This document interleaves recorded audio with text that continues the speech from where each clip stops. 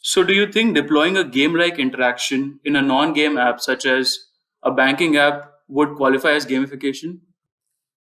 I think the answer would be it depends, and maybe I can explain why. See, if the game like interaction that you're talking about is somehow organically related to the app's concept or its features, and it is designed thoughtfully to motivate users to do something useful to themselves and also to the bank, then probably we can call it gamification because it is a win win and it is related to the idea of the app and its features. But on the other hand, if it is something that is just, you know, cute, colorful, and fun, but it has been not very thoughtfully embedded into the overall context of the app. Uh, of course, this could have a very good reason why somebody might have wanted to do this. Maybe they wanted to give some fun engagement experience to the users. But I would say this is not gamification at all because it's not related to the app's concept or features. So it might just appear like relief to the users for some time, but it's not essentially going to drive outcomes. Right. And at this point, maybe I should go back to the definition Hmm. because there is something important that I said, and it might not be very obvious to some of our listeners.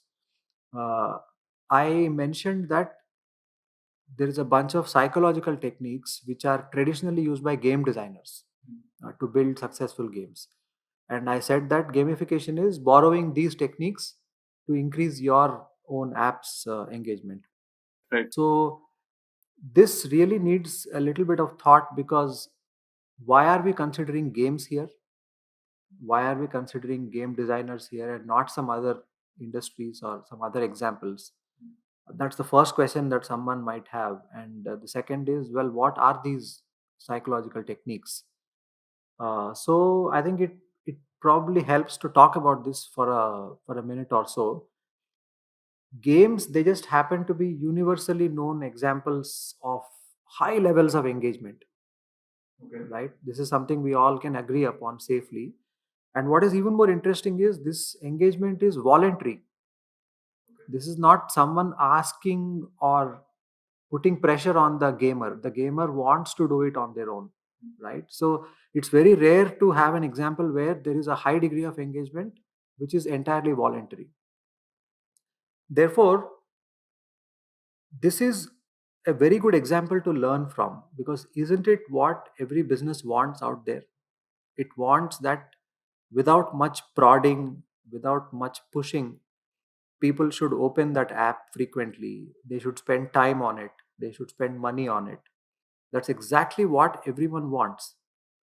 And when we have an example of someone who has already achieved what we are also trying to achieve, then it makes a lot of sense to see what is it that they have done and try to do it yourself also, right? It's more like we have a really good example to learn from. So learn from the best example out there. That's the reason why we picked games here. Okay. And well, coming to these techniques, psychological techniques, the reason I'm deliberately calling them psychological techniques is because I want to use a term that is broad enough to include visual techniques and non visual techniques. But what is common to both of them is that they influence the user's psychology. We don't want to restrict ourselves to something which only looks good.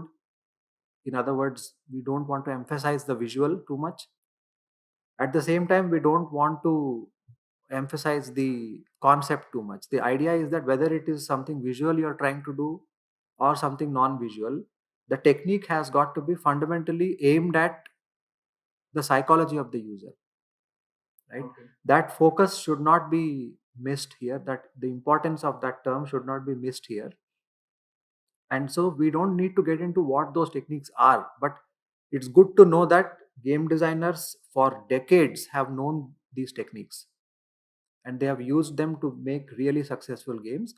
So all that matters now to is learn what those techniques are and use them for business.